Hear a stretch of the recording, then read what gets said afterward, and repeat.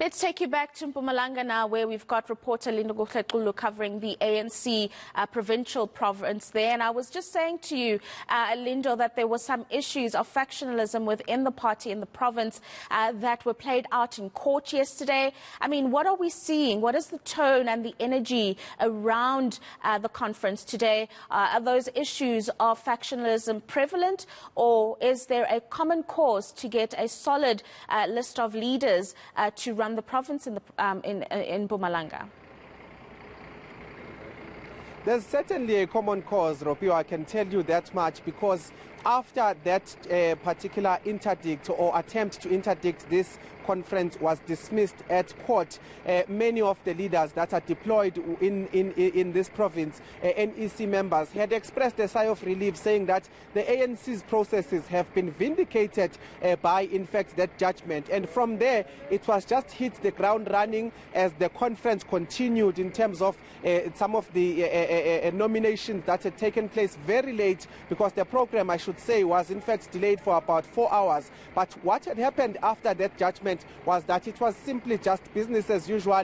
Some of the delegates, some of the NEC members, as well as the provincial task team, continuing with the work of the conference. And I can tell you that in terms of the factionalism that you had in fact mentioned earlier on, there was no such thing. They have labeled it as lobby groups within the conference that are looking obviously to create a slate that will lead the province since the departure of David Mabuza in 2017 when he ascended to deputy president. But the mood now is in fact of anticipation, because after some of those nominations which saw the likes of Mandla Ndlovu, who was acting as the chairperson of the province, being elected now to being nominated to lead the province, which saw the likes of Mandla Msibe as well, who is on a step aside issue, but he was elected, he wrote a letter, and he was in fact here. So there are many of those nominations, including returnees such as Lindokuhle Xulu, who is now nominated for the deputy secretary of the province. Now, all of those nominations that obviously I cannot go through in one breath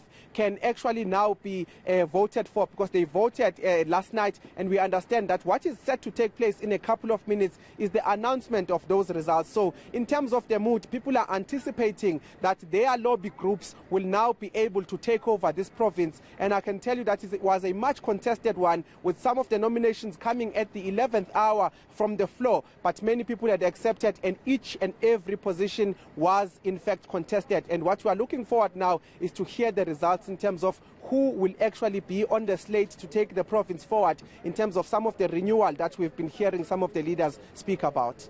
Now, and of course, this province is very important, Lindo. You mentioned that the last leader was David Mabuza, who is now the deputy president of the country. And obviously, the leadership vacuum that has existed in that period has had dire consequences for Mpumalanga as a province.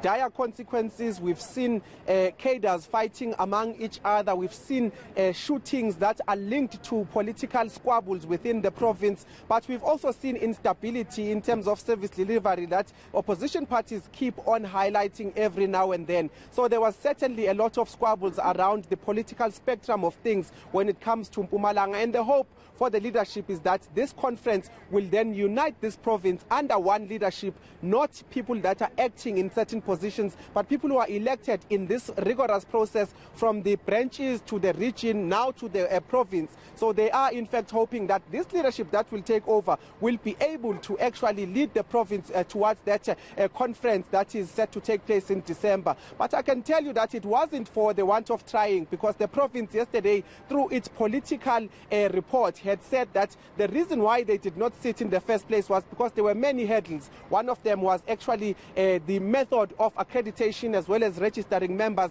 that the ANC had to come up with to guard against some of the bogus and ghost membership. There is also COVID-19 that was at play.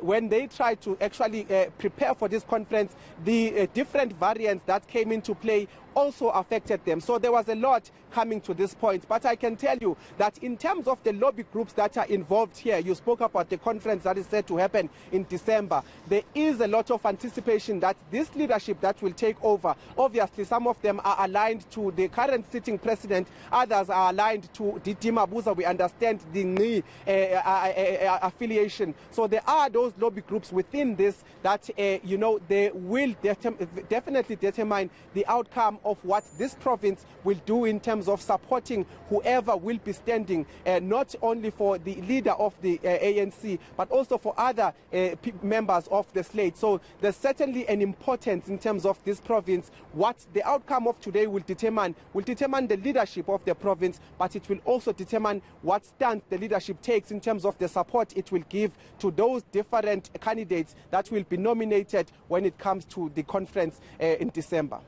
Finally, Lindo, this might be a difficult one, but based on your engagements over the last few days with members and other stakeholders participating in the conference, do you have a sense of the direction or the preferred candidates that are likely to be part of the top leadership after the conference has concluded? Well, I'll just keep my answer short and speak about the two people that are important in this province. And that is, of course, the chairperson of the province. That seat has been vacant for quite some time. I did say that Mandla Ndlovu was acting as chairperson since the departure of David Mabuza. And, of course, with some of the issues that they had encountered, including COVID-19, they were not able to sit and actually choose leadership. So in terms of the chairperson of the province, Mandla Ndlovu, the one who was acting, is now nominated not by the floor but by branches over 100. So it does seem that the conference is leaning towards him. Also, in terms of the second in command, the deputy chairperson, Speedy Mashilo, who was in fact the chairperson of this region, has now been elected as deputy chair, rather nominated as deputy chair when it comes to this particular conference. And this is from the branches. I'm not mentioning those that have been nominated that are going against them from the floor, because you are seeing about 200 of the people that are raising their hands and they're saying that we want these people. But there are those that are nominated by the branches themselves. And speaking of Speedy Mashilo, the deputy chairperson nominee, as well as Mandla Ndlovu, the chairperson nominee, that have been elected, that have been nominated rather, by over 100 branches. So it does seem that there are those candidates that are likely to take this. But this is a conference. This is something that we leave to the voters. And I said that in a couple of minutes we are expecting that we'll be hearing the results of some of the voting that took place very, very late last night. No, absolutely, and we'll let you get back to it and prepare us for those proceedings that are set to take place at around 11:30 this morning. Of course, we'll bring you those proceedings live, and we've got Lindokuhle Xulu and Siphamandla Goge who will bring you reaction after this crucial leadership announcement are made in Mpumalanga.